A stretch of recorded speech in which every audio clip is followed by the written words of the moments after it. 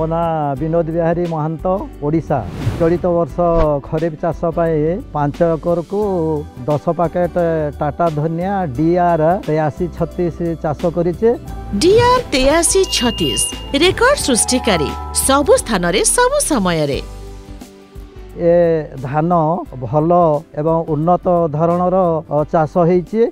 कौनसी रोग पोक लगी ना, प्रतिरोधक शक्ति अधिक अच्छी, केंडा अधिक दिखाई।